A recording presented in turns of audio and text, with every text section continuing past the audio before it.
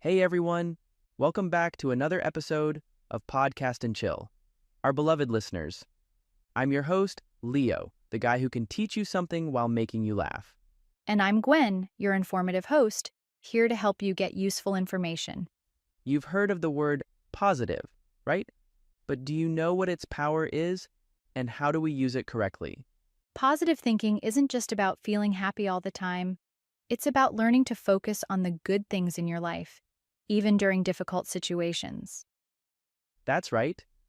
And in this episode, we'll explain what positive thinking really is, how it can improve your health, and how you can develop this mindset in practical ways. Remember, this podcast is made for English learners like you. So relax and enjoy learning about this life-changing topic. Are you ready to come with us? Let's get started.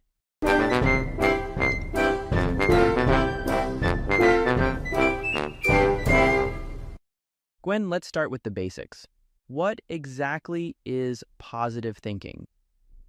Positive thinking means looking at the good side of life while being realistic. It's not about thinking everything is perfect, but about finding solutions instead of focusing on problems. That makes sense.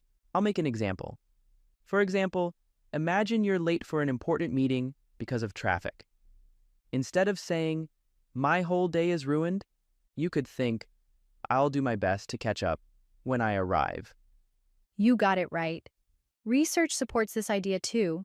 According to the Mayo Clinic, positive thinking can help people manage stress better, improve how they handle challenges, and even live longer, That's incredible. Positive thinking isn't just about feeling better emotionally. It also has real benefits for your life. right? And if you're wondering how to practice this, here's a simple activity. Let's take a negative thought like, "I always make mistakes," and change it to something more positive. You could say, "Everyone makes mistakes, and I'm learning from mine." This small change can make a big difference. Speaking of benefits, Leo, how does positive thinking impact our health? Positive thinking is great for your body and mind.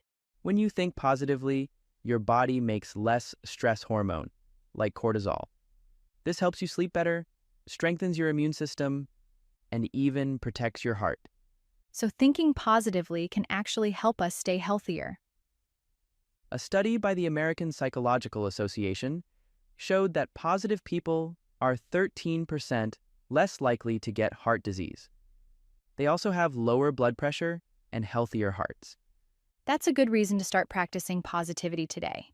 Yeah, the more you practice, the easier it becomes to stay positive, even in difficult situations. Now, Leo, let's talk about how someone can develop a positive mindset.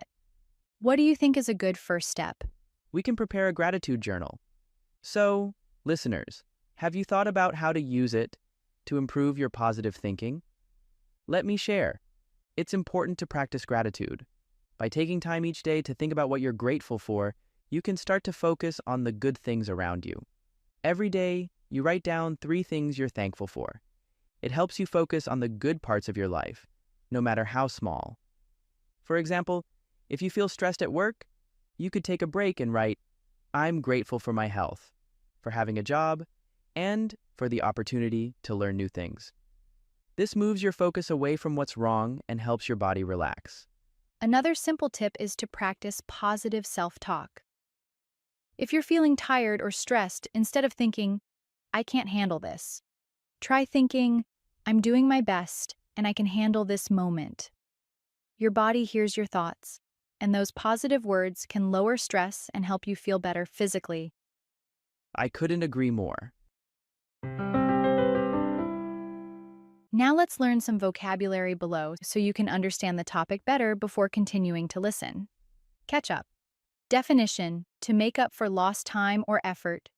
Example: I missed the first part of the lecture, but I'll catch up by reading the notes later. Focus on someone, something. Definition: pay attention to someone or something. Example: even though the trip was short, I'm focusing on the good parts, like spending time with my family. Take a break. Definition: to pause from work or stress to relax. Example: I always take a break after studying for an hour. Be grateful for. Definition: to feel thankful for something or someone. Example: I'm grateful for my friends who always support me during tough times. Move something away. Definition: to take something or attention to a different place. Example: having a gratitude journal moves your focus away from what's wrong and helps your body relax.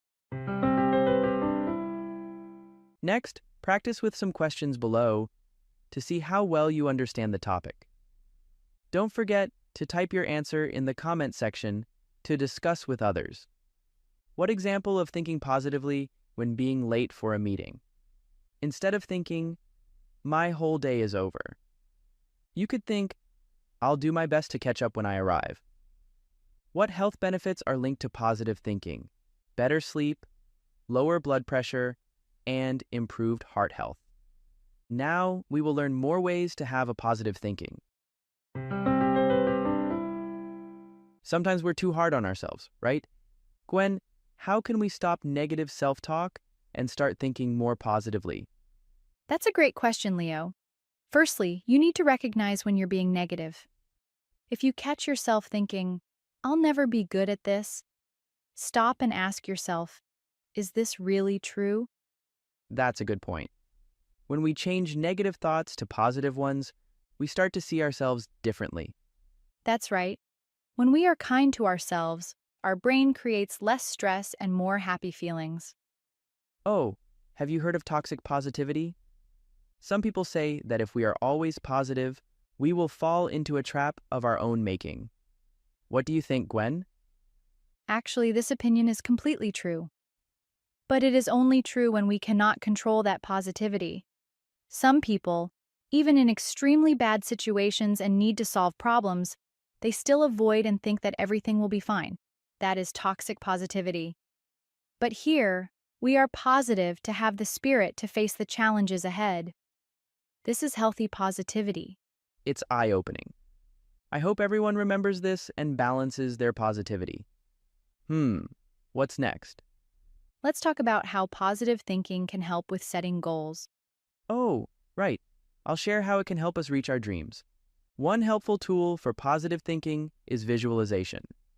This means closing your eyes and imagining yourself reaching your goals.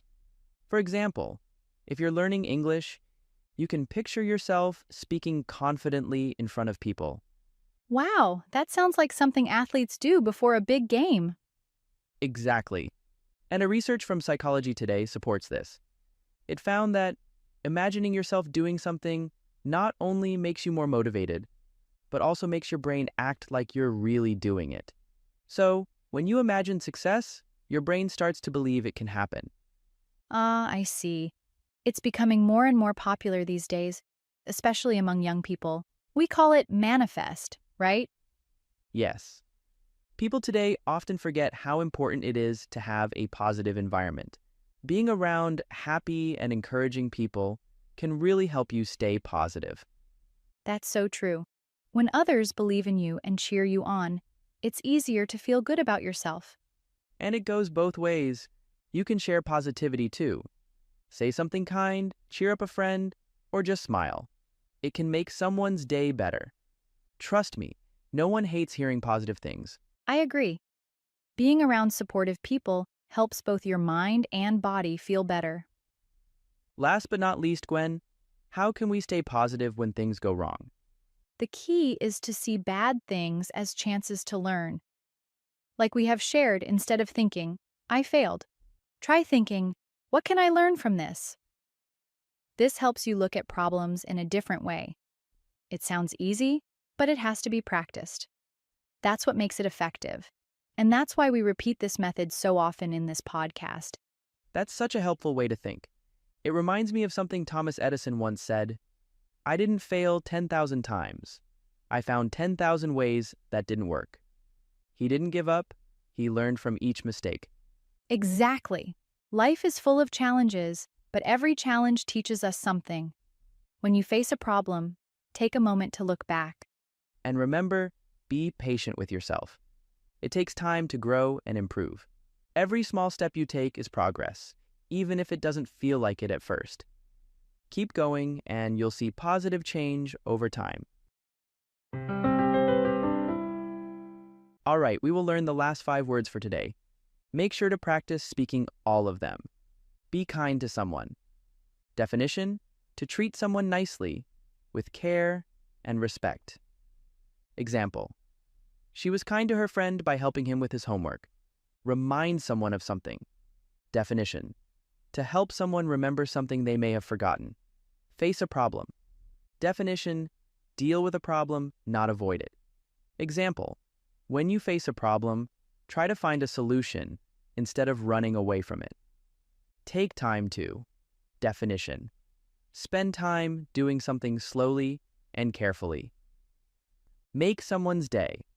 Definition: to make someone feel happy or special.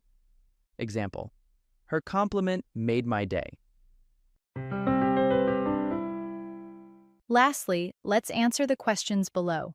Just share your thoughts with us in the comment section. What should you do when you catch yourself thinking negatively? You can stop that thinking right away and ask yourself if the thought is really true. How can visualization help with achieving goals? Visualization helps by imagining yourself reaching your goals, which helps you to take action easier. So that's it, the power of positive thinking. We talked about how it helps with health, setting goals, and facing challenges. We hope you feel inspired to start thinking more positively today. It's not about being perfect. It's about making small steps to see the good things in life. And don't forget, if you liked this episode, share it with a friend who could use some positivity. Thanks for listening, everyone. Stay positive, and we'll see you next time.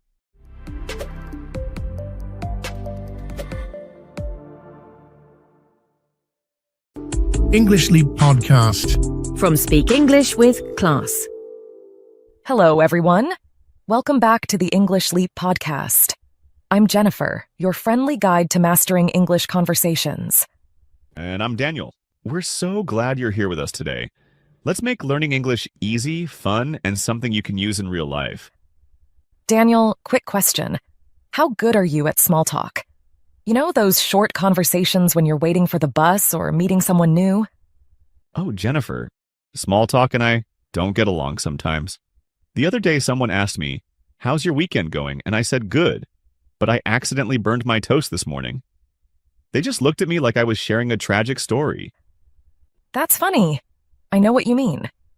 I once tried to start a conversation with someone at the grocery store by asking, "Do you think carrots or broccoli are better for soup?" They just said, "I don't cook," and walked away. Haha, well, small talk can feel awkward sometimes, but the good news is it doesn't have to be. And that's exactly what we're talking about today, how to make small talk simple and fun. Here's something for our listeners. Have you ever been in a situation where you didn't know what to say? Maybe it was meeting someone new at work or sitting next to someone on a train. Or maybe someone asked you, "How are you?" And you just said, "Fine," even though you wanted to say more but didn't know how. Sound familiar? That happens to so many of us. Small talk can feel uncomfortable, but really it's just about starting a connection. I once made a friend because we both talked about how much we love rainy days while waiting for a bus. That's a great example. Small talk isn't about saying something perfect. It's about being friendly and open. Even a simple chat can brighten someone's day. Oh, before we go any further, don't forget, we've prepared a free PDF for this episode. It has all the tips, questions, and answers we'll share today. Yes, you can find it in the description below. It's a great way to follow along and review later. Plus, you can practice with it anytime. So make sure to download it, and let's get started with today's topic.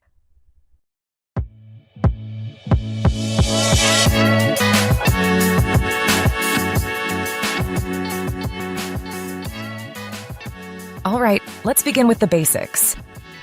What exactly is small talk? Small talk is light, easy conversation. It's the kind of chat you have with people when you don't know them well. It's not about serious topics. It's about being friendly and making the other person feel comfortable. Yes, small talk is like saying hello in a longer way.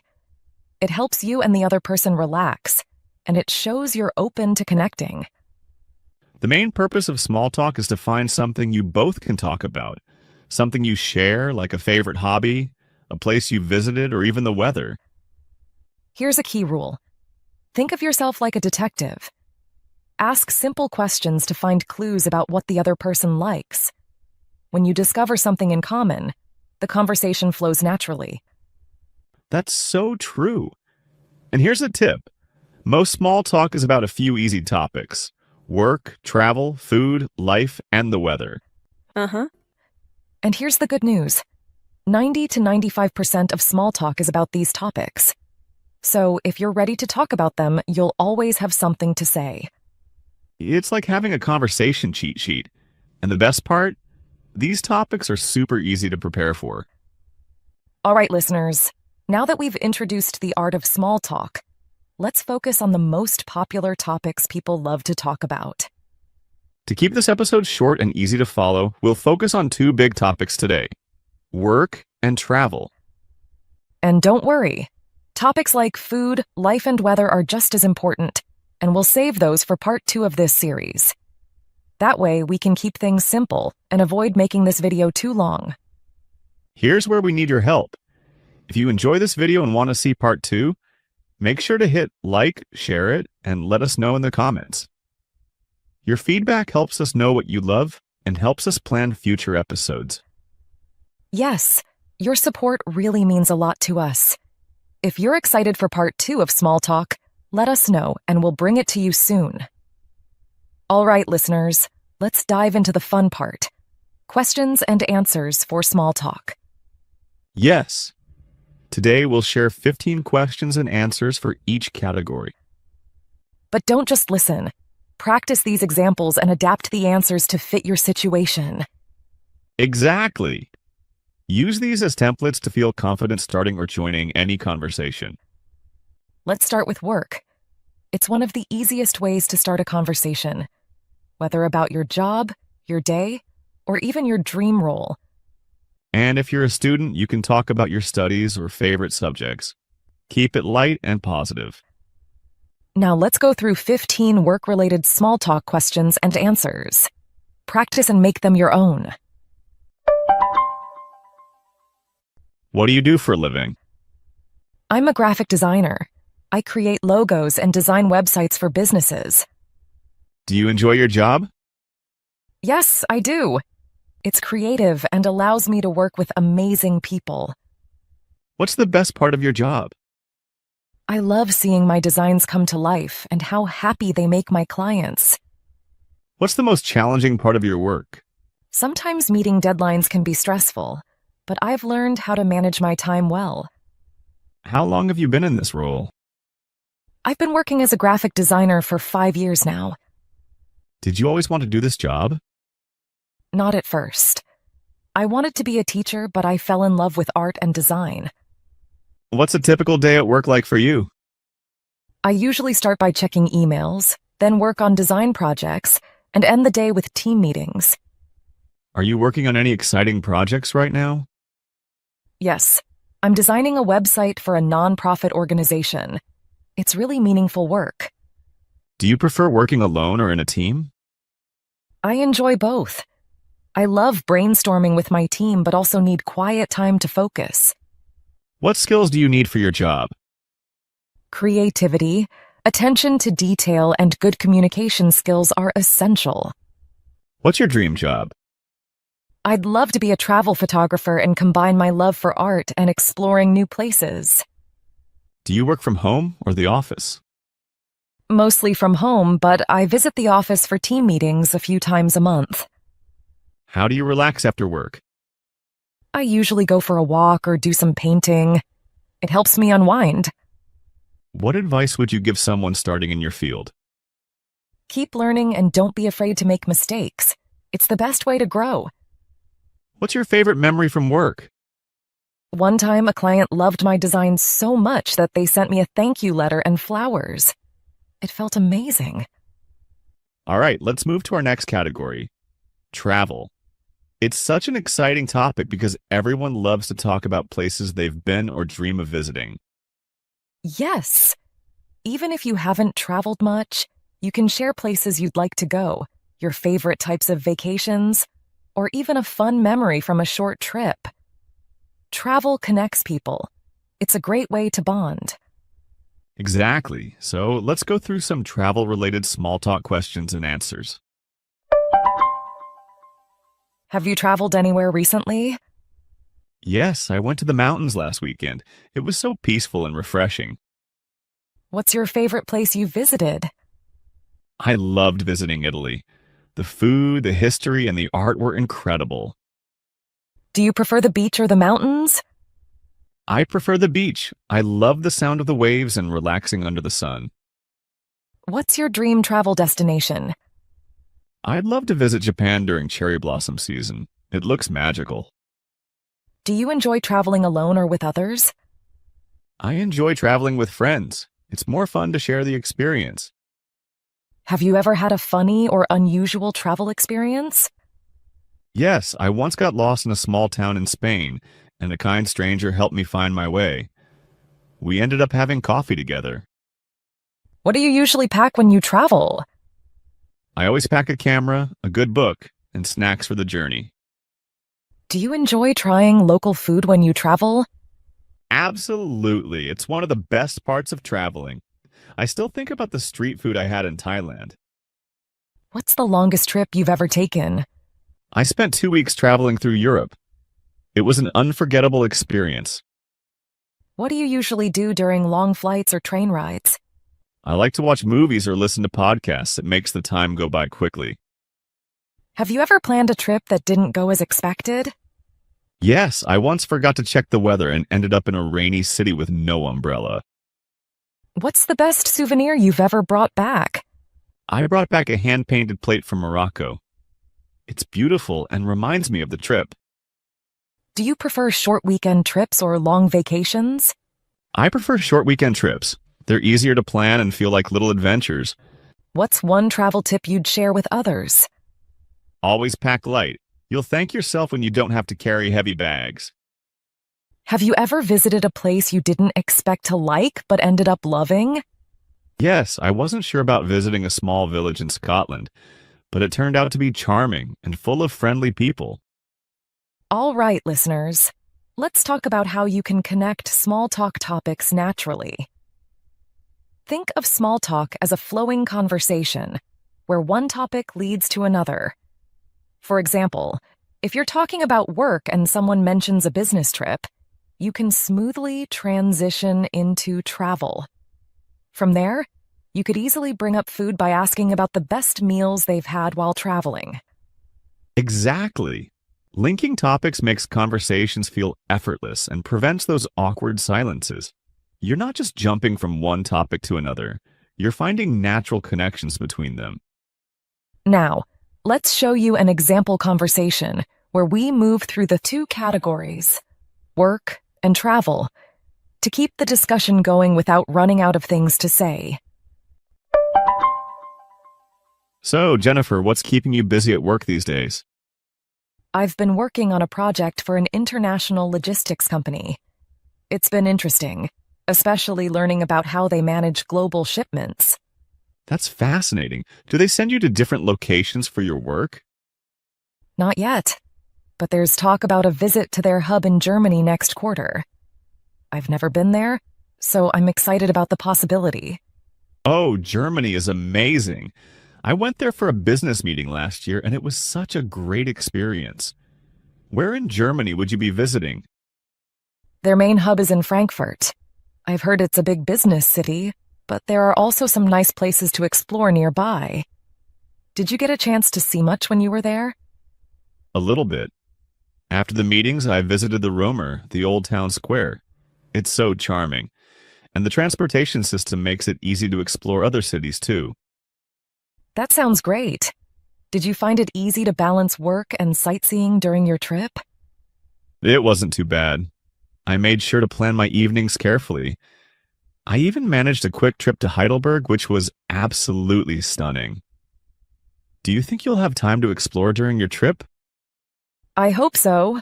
I'd love to visit some historic spots and maybe even take a day trip if I can manage the time.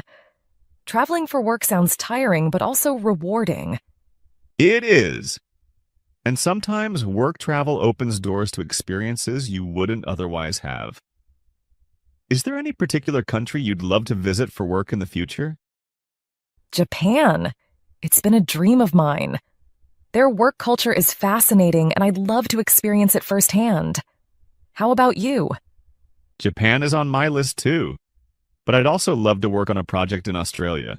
I've heard their work-life balance is amazing. See how we linked work and travel seamlessly?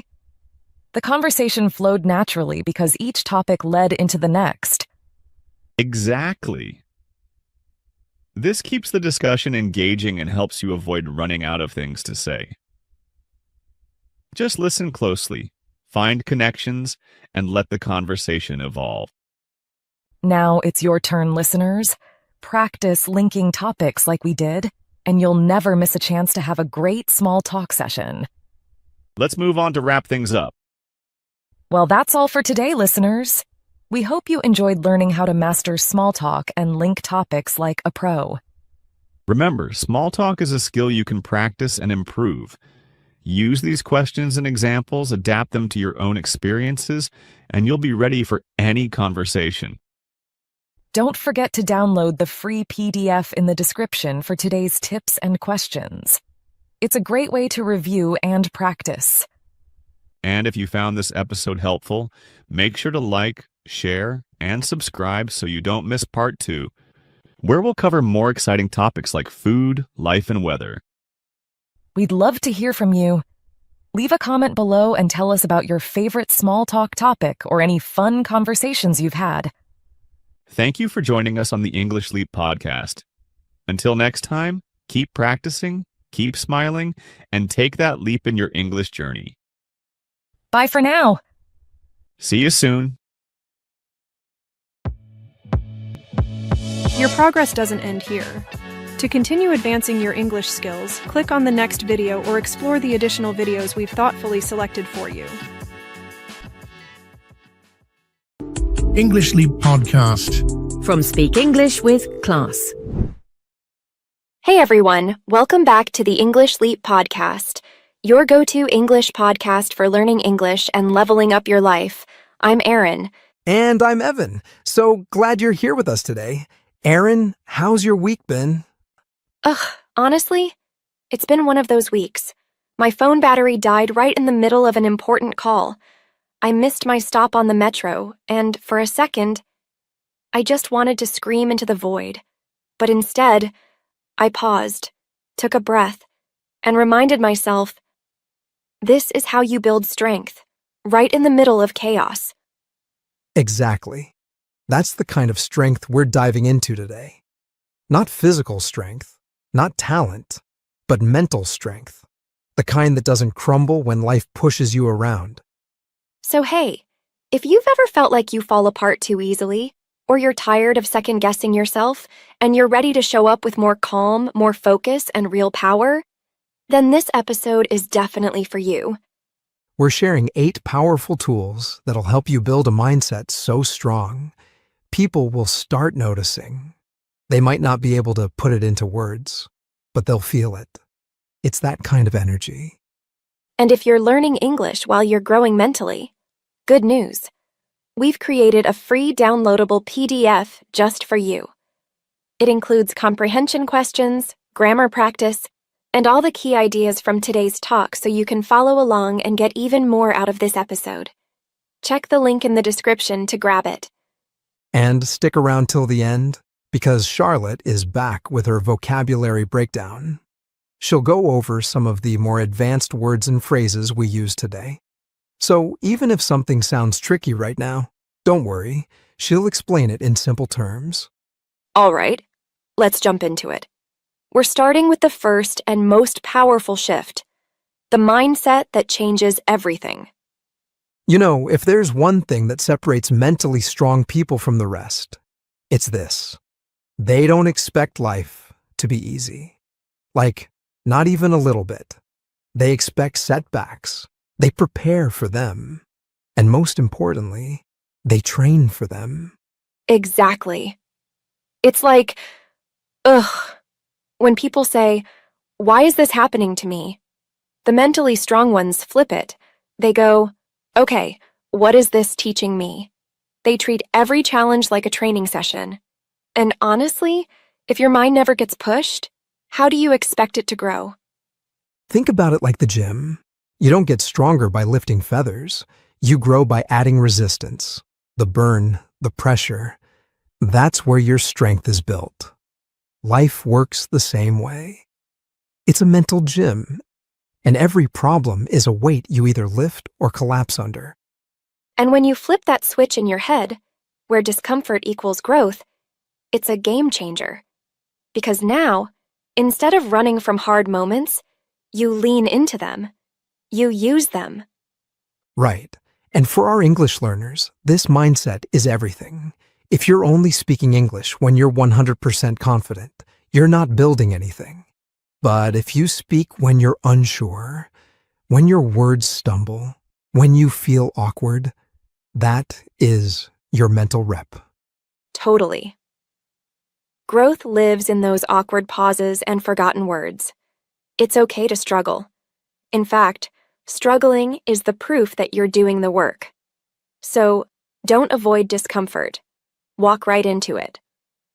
All right, so now that your mindset is in the right place, let's talk about the next piece, struggles. And listen, struggles are unavoidable. But the real question is, what do you do with them? Oof, this part is so real. Because struggles can either burn you or forge you. It depends on how you respond. I always think of fire. It can destroy, or it can create something stronger. That's what struggle is. It's fire. And you either run from it, or you walk through it and come out tougher. Let's take David Goggins as an example. This guy was overweight, depressed, working a dead-end job. One day, he watches a Navy SEAL documentary, and something just clicks. He decides to turn his life around. But here's the kicker. He has to lose over 100 pounds in 3 months just to qualify for training. 3 months? That's unreal. And instead of saying, "This is impossible," he just went for it.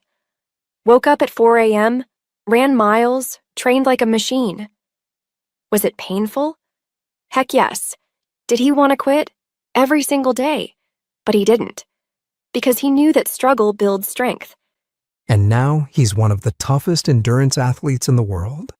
His story proves that your limits, your real limits, are mostly in your head.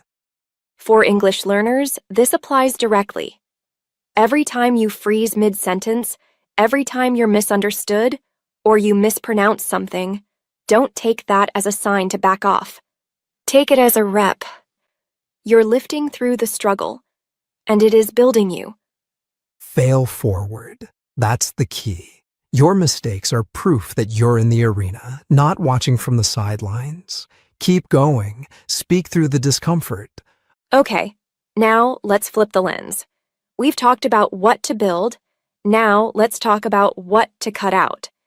Because real strength, it's not just about what you do.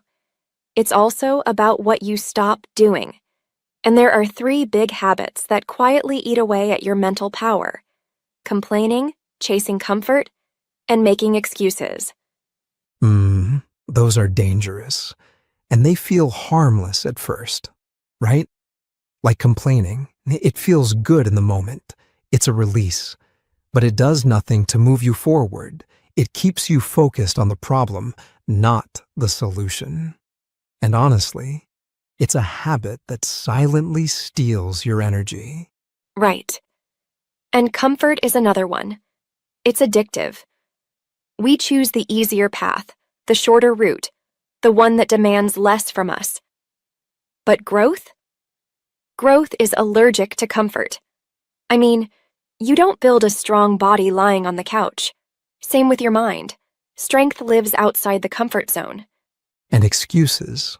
Ugh, that's the softest pillow of all. I don't have time. I'm not good at this. I'll start tomorrow. These are phrases that keep you stuck.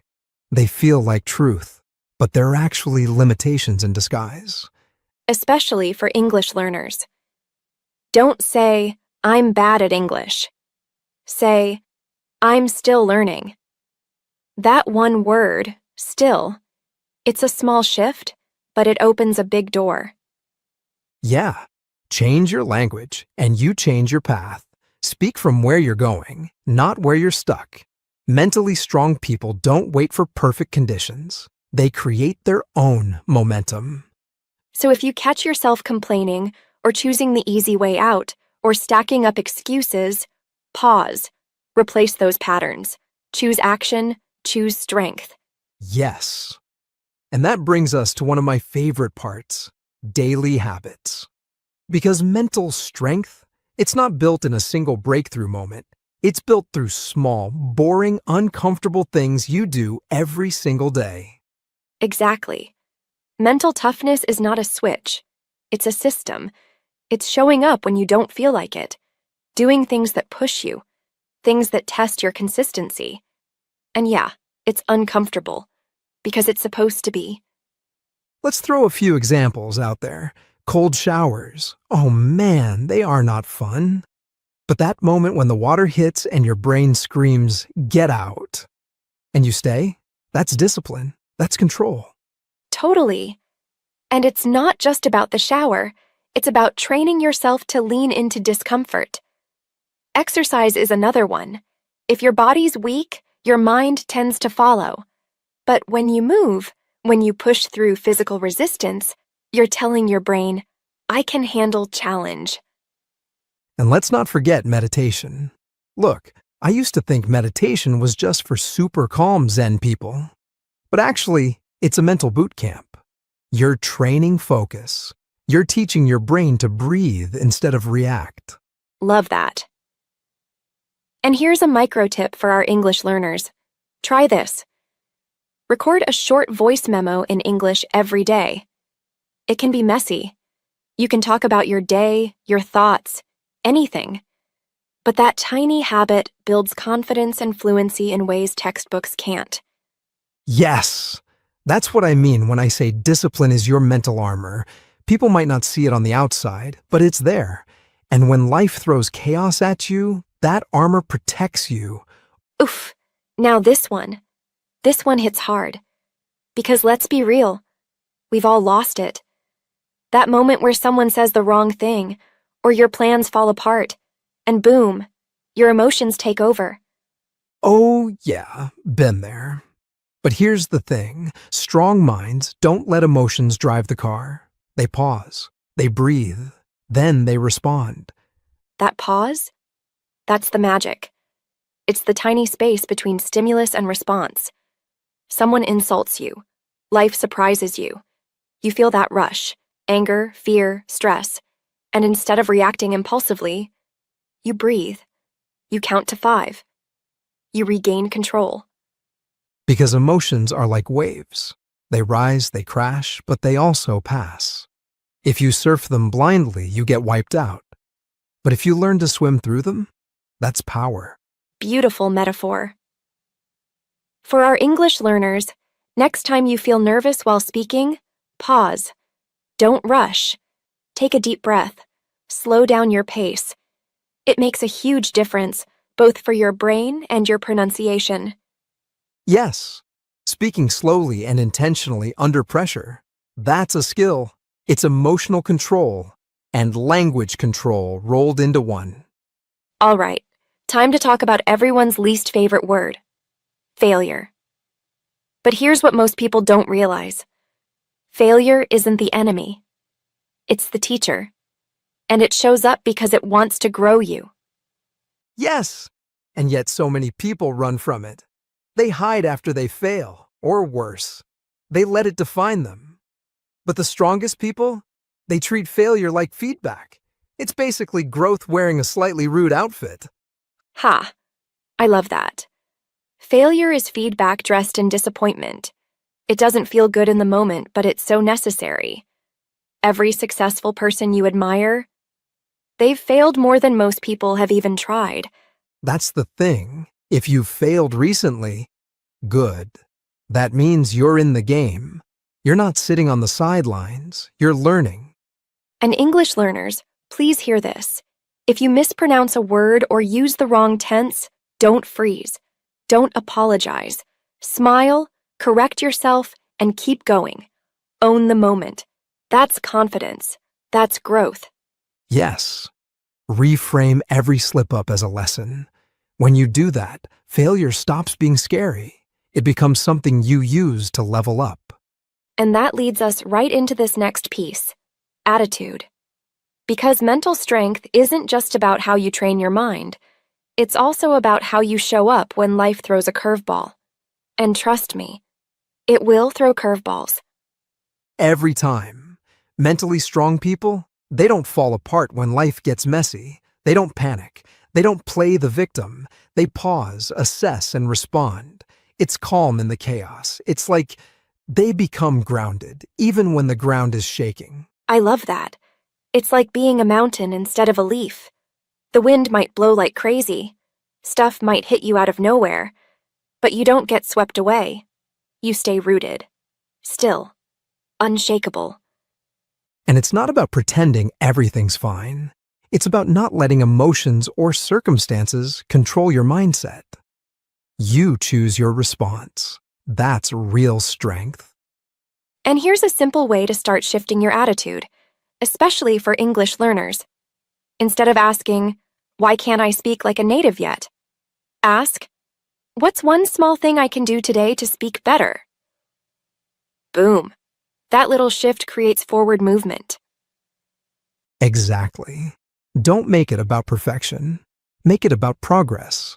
That attitude, that I'll figure it out mindset, is what keeps you growing, no matter how unpredictable life gets.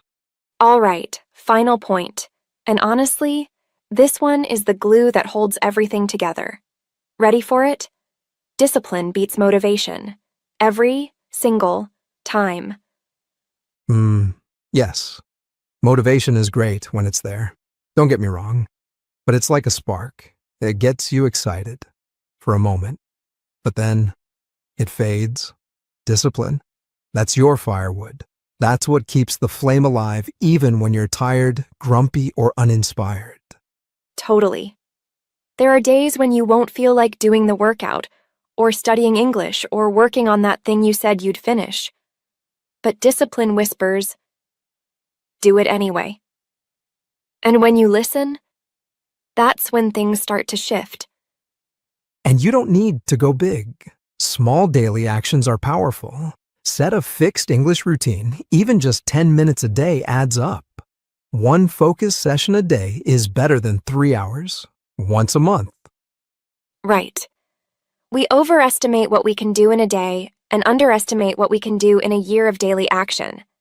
Discipline compounds. It builds habits. And those habits build your future. So stop waiting for the perfect moment. There isn't one. Start now. Start messy. Start small. Just start and don't stop. Because once you build discipline, you don't have to chase motivation. You become consistent. And that consistency, that's what makes you unstoppable. And speaking of building up, Charlotte's here to help you grow your vocabulary too. Yep. It's time for the vocabulary breakdown. Charlotte's going to explain a few key words and phrases from today's talk. Simple, quick, and super useful. All right, Charlotte, take it away. Hey everyone, it's Charlotte. Let's quickly go over some powerful words from today's episode. These are great for both your English and your mindset. Ready? Let's jump in. Chaos, meaning complete confusion or disorder. Example, the classroom turned to chaos when the teacher stepped out. Crumble, meaning to fall apart physically or emotionally. Example, She tried to stay strong, but she crumbled under pressure. Void, meaning an empty space or feeling of emptiness. Example: after he moved away, she felt a void in her daily life. Resistance, meaning opposition or pushback. Example: there was strong resistance to the new policy. Collapse, meaning to fall down or break apart suddenly. Example: the building collapsed after the earthquake. Forge, meaning to create or shape something through effort or struggle. Example: they forged a strong friendship over years of teamwork. Endurance, meaning the ability to keep going despite pain or difficulty. Example: running a marathon takes serious endurance. Arena, meaning a place of competition or intense activity. Example: she entered the business arena with big ideas.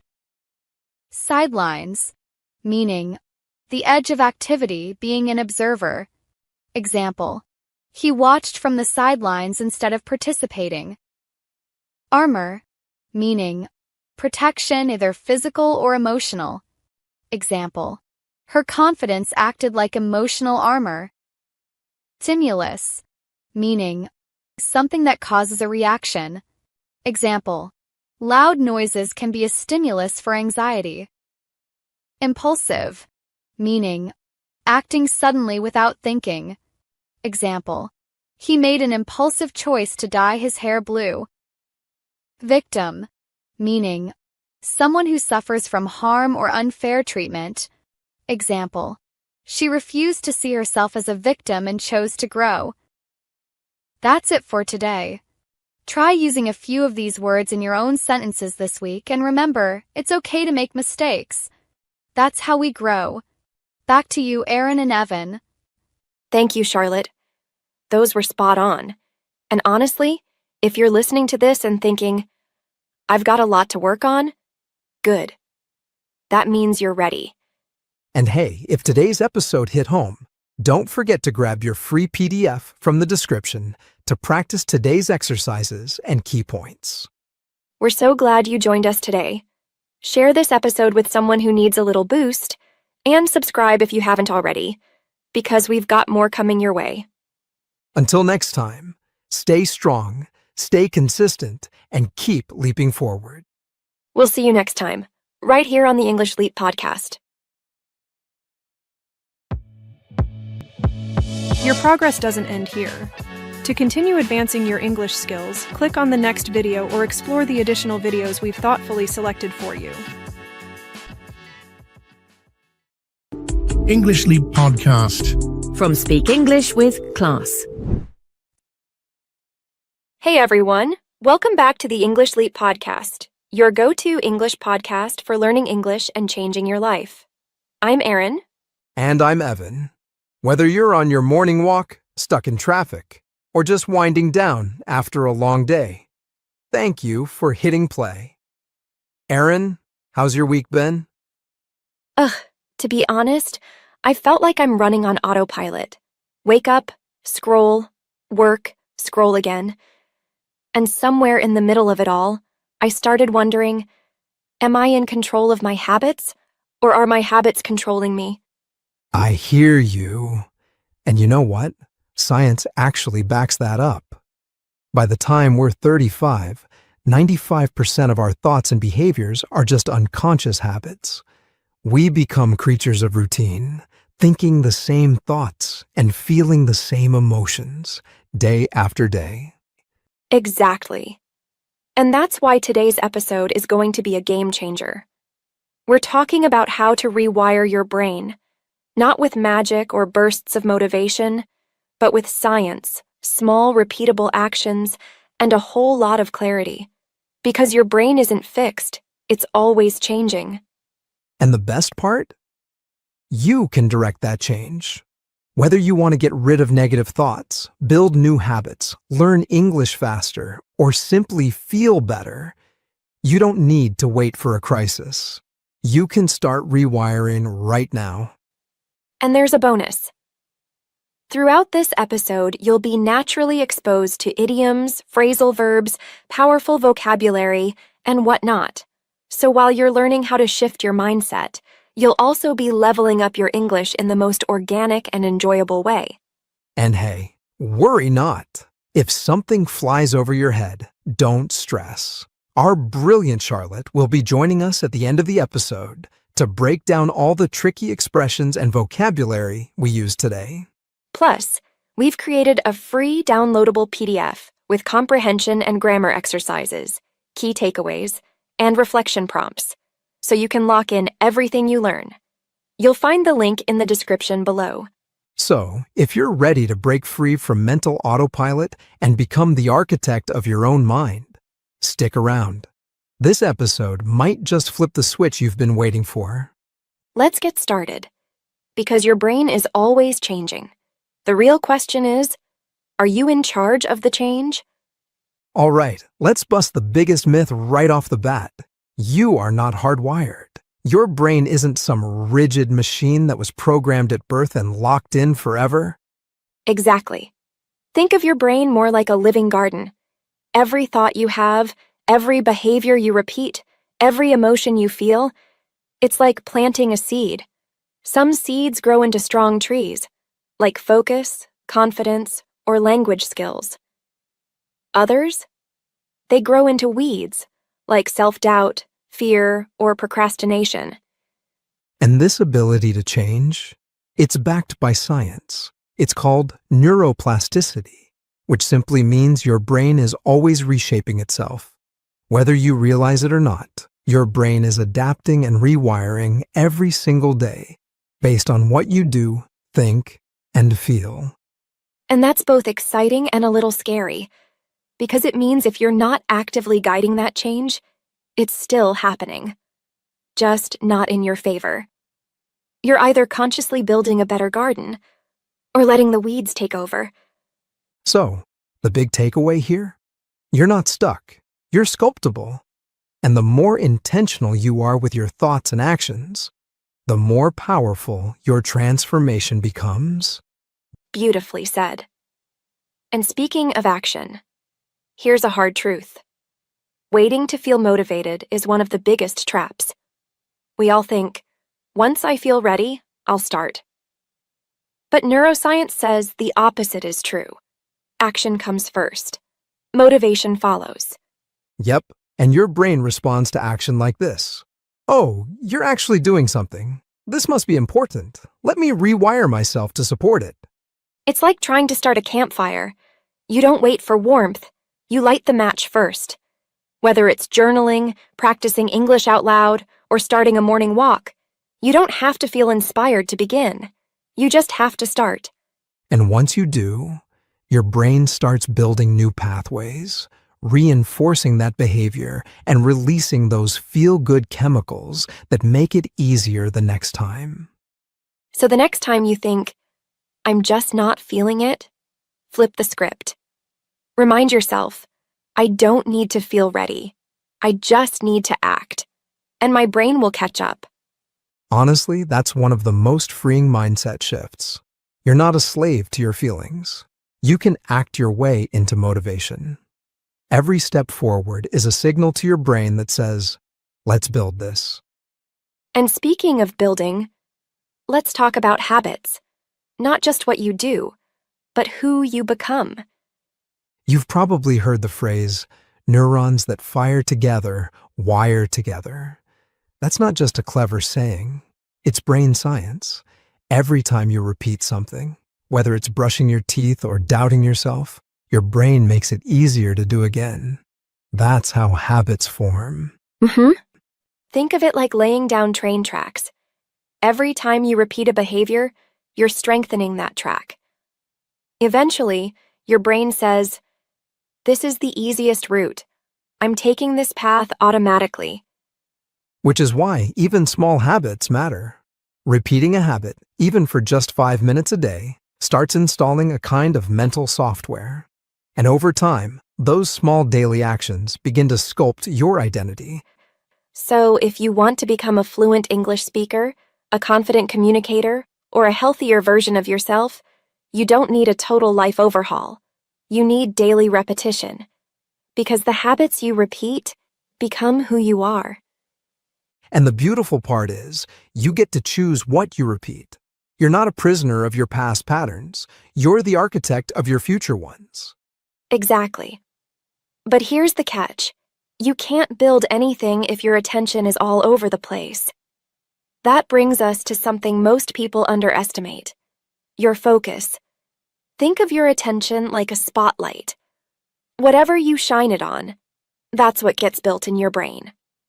If you focus on growth, learning, or solutions, your brain starts building strong pathways to support those things. But if your attention is constantly jumping from one thing to another, scrolling endlessly, multitasking, living in distraction mode, your brain struggles to figure out what matters. It starts wiring for shallow thinking and scattered energy. And that's not just a productivity issue, it's a wiring issue. Your brain literally changes based on what you focus on deeply and repeatedly. Focused attention sends the message, this is important. Let's build more of this. So, if you want to rewire your mind, don't just consume content. Engage with it. Reflect on it. Go deeper. Because where your focus goes, your brain grows. Which leads us to another hidden trap. Emotional loops. If you're not careful, they can either train your brain or trap you in the past. Let's break this down. Emotions are powerful. They're like glue for memory and identity. But when we keep replaying the same emotional response, anger, guilt, sadness, it doesn't stay as a one-time thing. Nope. It turns into a mood. If it lasts longer, it becomes a temperament. And if you carry it for months or years, it turns into a personality trait. That's how someone becomes the bitter one, or always anxious. And here's the scary part. Your brain starts wiring around that emotion. So when something triggers you again, it's like hitting a shortcut to that feeling. You don't even think.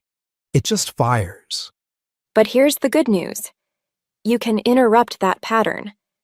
It starts by shortening your emotional refractory period. In other words, don't let that emotional storm drag on. Instead of stewing in it, pause, reflect, and redirect. Your emotional reaction doesn't have to become your identity.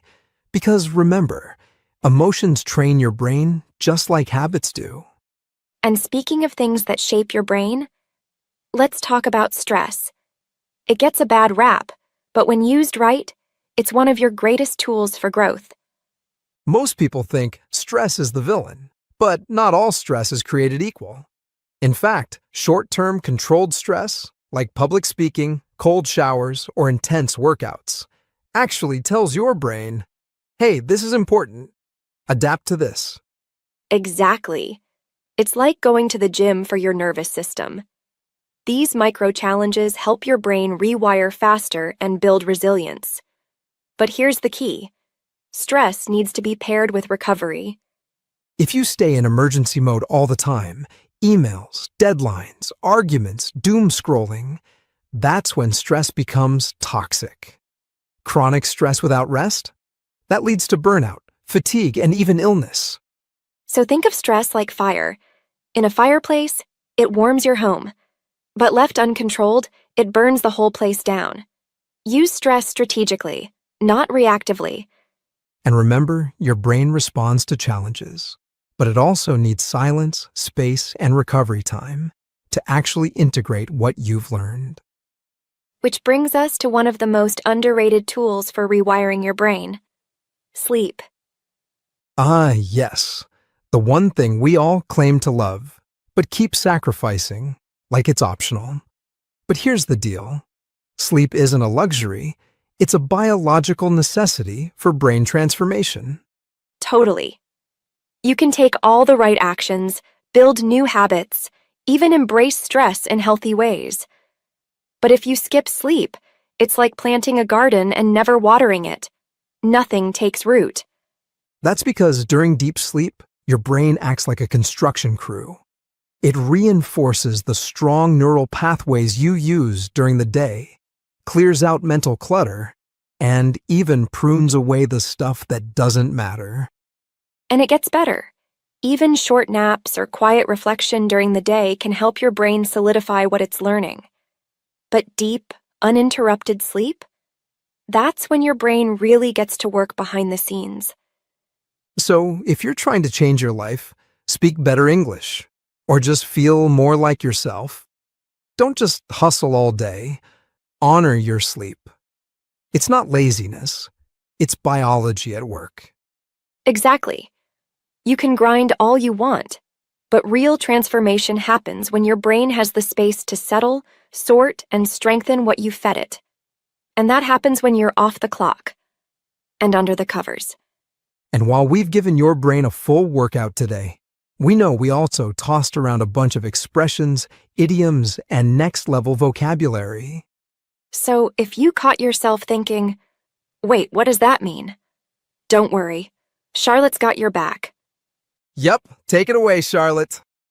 Thanks, Evan. All right, listeners, time to unpack some of the awesome English you heard today. Don't worry if a few phrases went over your head. I'm here to break them down nice and easy. Let's jump in.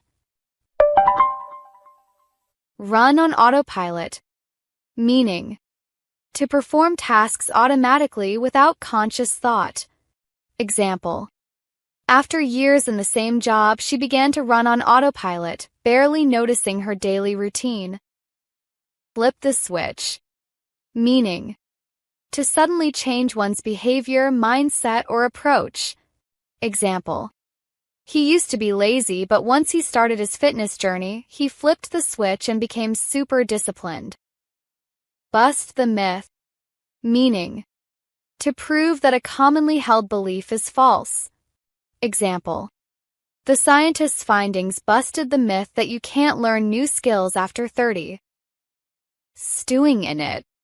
Meaning: to stay stuck in negative emotions like anger or guilt. Example: instead of stewing in it, she decided to talk about what upset her. Under the covers. Meaning: in bed, usually resting, sleeping, or hiding. Example: after a long day, all he wanted was to be under the covers with a good book. Prune away. Meaning: to remove unnecessary or unwanted parts. Example: I had to prune away distractions to focus better on my goals. Lock in. Meaning: to secure something or commit it firmly. Example: he studied every night to lock in the new vocabulary. Catch up. Meaning: to reach the same level or progress as others. Example: she missed a few classes but quickly caught up by studying on the weekend. Neuroplasticity. Meaning: the brain's ability to reorganize and form new neural connections. Example: learning a new language in adulthood is possible because of neuroplasticity. Refractory period. Meaning: the time needed to recover or reset before responding again. Example: after getting some bad news, he needed a refractory period to calm down before speaking. Intentional. Meaning: done on purpose, planned and deliberate. Example: she made an intentional choice to read more instead of scrolling on her phone. Underrated. Meaning: not appreciated or valued as much as it deserves. Example: walking is one of the most underrated forms of exercise. Clutter. Meaning: a collection of unorganized, unnecessary, or distracting things. Example: I cleared the clutter from my desk so I could think more clearly. That's a wrap. Try using a few of these in your own conversations or writing. They'll really help your English sound more natural and confident. See you next time. Now back to you, Erin and Evan. Thanks, Charlotte.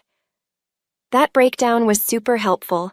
Just the kind of clarity we all need when learning English. Absolutely. And to all our listeners, If this episode sparked something in you, don't just let it fade. Take what you've learned, start small, and keep going. Because your brain is already changing. You just have to guide it. And remember, every time you repeat a habit, shift a thought, or practice English, you're not just learning a language, you're rewiring your identity. Make sure to grab the free PDF in the description to lock in today's learning. And if you enjoyed this episode, don't forget to like, subscribe, and share the English Leap podcast with someone who needs it. We've got tons of exciting content coming your way. Until next time, stay intentional, stay curious, and keep building the mind and voice you're proud of. See you in the next episode. Your progress doesn't end here. To continue advancing your English skills, click on the next video or explore the additional videos we've thoughtfully selected for you. English Leap Podcast. From Speak English with Class.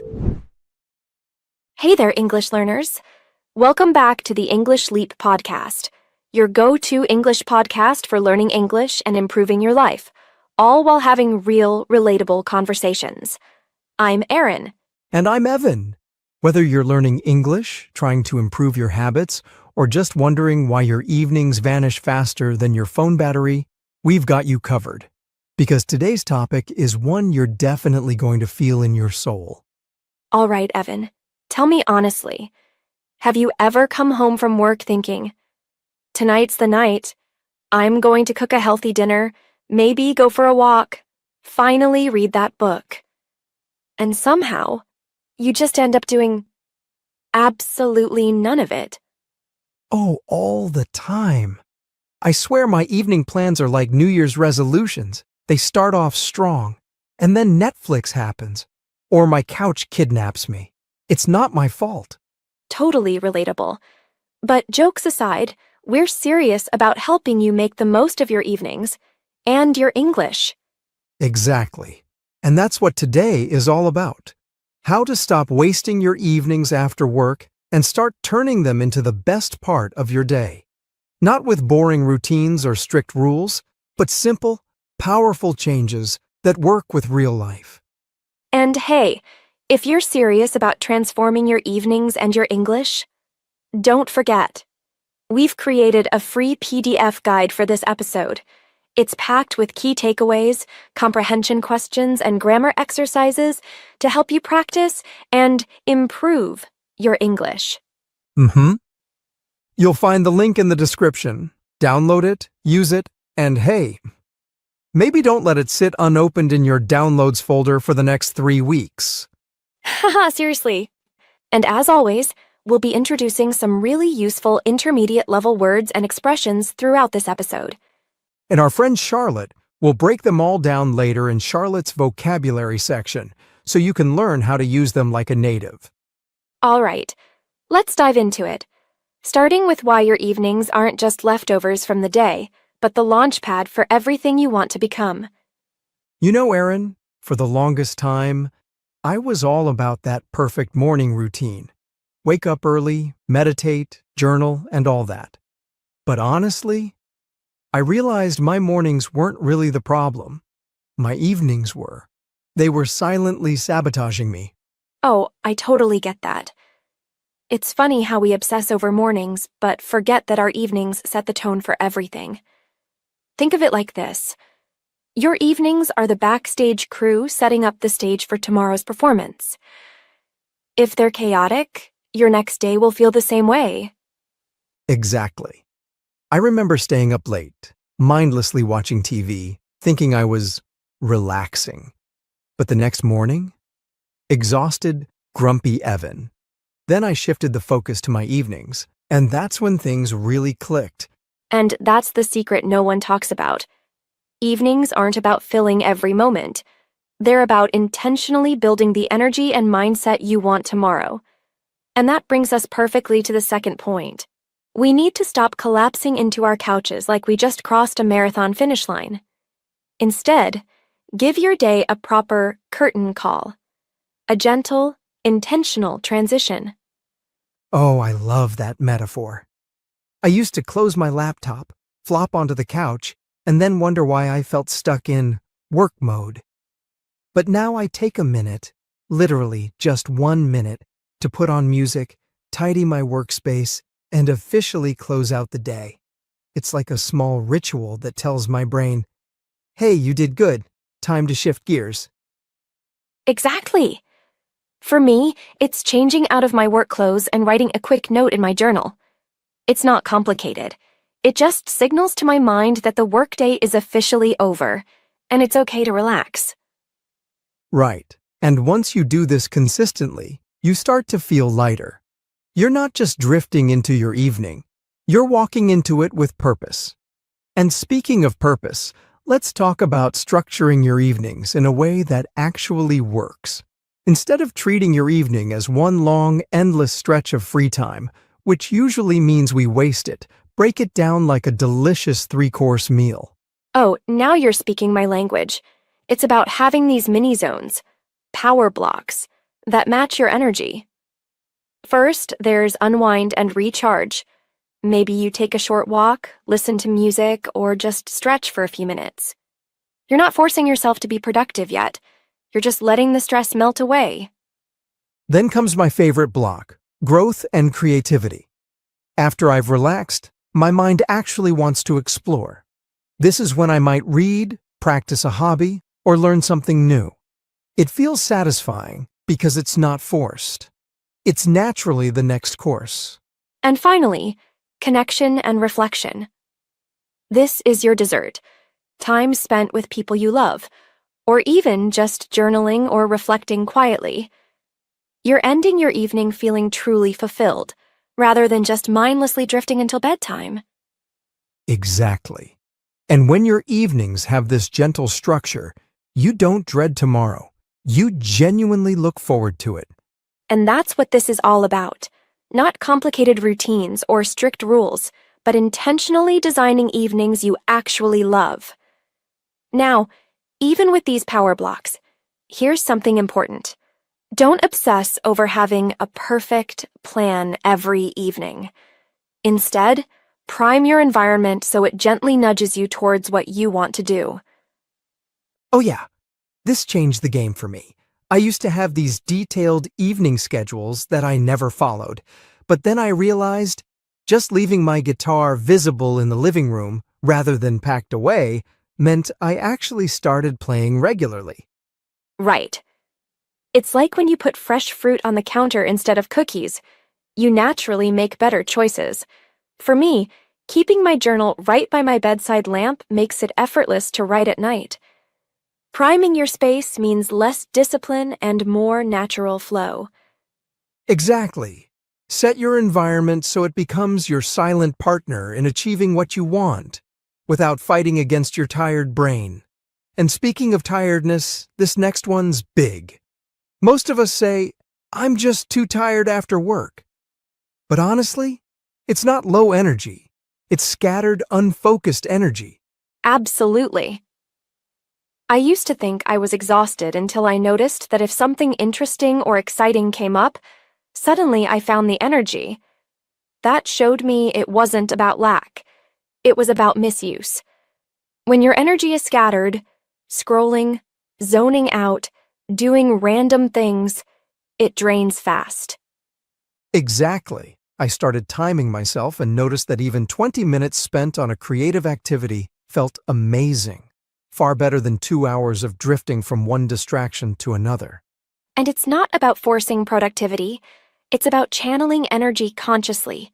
Pick just one meaningful thing. Do it for a short period. Watch your evening mood shift dramatically. Yes. And this leads us straight into something many of us struggle with. Let's talk honestly about Netflix, or any streaming platform. Entertainment is wonderful, but too often it becomes a form of escape. Evan, have you ever gotten stuck in that loop? Oh, countless times. I'd start with just one episode and somehow finish an entire season. The problem wasn't Netflix itself. It was the way I was using it, as an escape instead of intentional relaxation. Exactly. It's all about choosing shows or films intentionally, not falling into that autoplay trap. I've found that watching something with a finite ending, like a movie or a documentary, feels refreshing. You enjoy it, and then you're free to move on. That's such a great tip. Swapping endless series for films or shows with definite endings has completely changed how I unwind. It's entertainment without the regret of lost time. And once you start watching intentionally, it frees your evening up for more fulfilling things. Speaking of freeing up your evenings, here's one of my favorite strategies: habit stacking. It's about effortlessly adding good habits into routines you already have, instead of forcing brand new ones into your busy evening. I love habit stacking. It totally changed my evenings. For instance, every night when I brush my teeth, I listen to a quick podcast. It's become so automatic that I don't even think about it anymore. It's just second nature. That's the beauty of it. No extra effort, just smarter habits. For me, cooking dinner now means mentally reviewing 3 things I'm grateful for. It makes ordinary moments meaningful without any extra pressure. Exactly. Stack your habits gently. Don't stack your stress. And honestly, once you start stacking simple habits, your evenings transform from chaotic to calming. And that calmness perfectly sets you up for the last, and honestly, most powerful, evening practice. Ending your day with a quick reflection is like hitting a reset button for your mind. It helps you close the day thoughtfully rather than drifting into tomorrow with unfinished mental loops. Totally. Before bed, I simply ask myself 3 questions. What gave me energy today? What drained me? And what am I proud of? It takes just 2 minutes, but the clarity and peace it brings is incredible. I started doing this recently, and I found it genuinely surprising how much clearer my head feels. It's like tidying up your mental space. Just a quick reset, and suddenly you sleep better, wake up better, and live better. Couldn't have said it better. Reflection isn't about creating more work. It's about giving yourself closure each night so you can fully embrace tomorrow. All right, so we've covered some pretty powerful strategies today, and we hope they genuinely help you reclaim your evenings and turn them into moments that count. Definitely. And along the way, we introduced some interesting intermediate-level vocabulary that might be new for some of you. But don't worry. We've got Charlotte here to break them all down clearly in Charlotte's vocabulary section. Charlotte, take it away. Hi, everyone. Charlotte here. Let's unpack some intermediate-level words and phrases from today's conversation to help you sound more fluent and natural in English. Here we go. Launchpad, meaning a starting point or place to begin something new and exciting. Example, my first job served as a launchpad for my entire career. Sabotage, meaning to deliberately damage, obstruct, or ruin something. Example, she didn't want to sabotage her health goals by eating unhealthy snacks. Obsess, meaning to be overly preoccupied with something or someone. Example, he tends to obsess about minor details instead of looking at the big picture. Crew, meaning a group of people who work together, often behind the scenes. Example, the crew backstage made sure everything ran smoothly during the concert. Grumpy, meaning irritable or bad-tempered. Example, I feel a bit grumpy in the morning before I've had my coffee. Intentional, meaning done with purpose and deliberate effort. Example, she's very intentional about how she spends her free time. Collapse, meaning to fall down suddenly or fail completely. Example, after a long day at work, I just collapse onto the couch. Ritual, meaning a set of actions performed regularly, often with symbolic meaning. Example, my evening ritual includes reading a book for 10 minutes before bed. Drift, meaning to move slowly or aimlessly, often without direction or purpose. Example: without clear goals, it's easy to drift through your career. Dread, meaning to feel anxious or worried about something that is going to happen. Example: she used to dread Monday mornings until she changed her evening routine. Chaotic, meaning completely confused or disorganized. Example: the classroom became chaotic when the teacher left briefly. Incredible, meaning amazing or extremely impressive. Example: the progress he's made with his English skills is truly incredible. And that's it for today's vocabulary. Try using one or two of these words this week and watch how naturally they become part of your language. See you next time. Thank you, Charlotte. Those explanations always make everything so clear. Absolutely. And remember, everyone, the power to change your evenings is in your hands. Take these tips, experiment with them, and see how they make your evenings better. Exactly. Keep growing, keep learning, and most importantly, enjoy the journey. We'll see you next episode. Bye for now. Your progress doesn't end here. To continue advancing your English skills, click on the next video or explore the additional videos we've thoughtfully selected for you.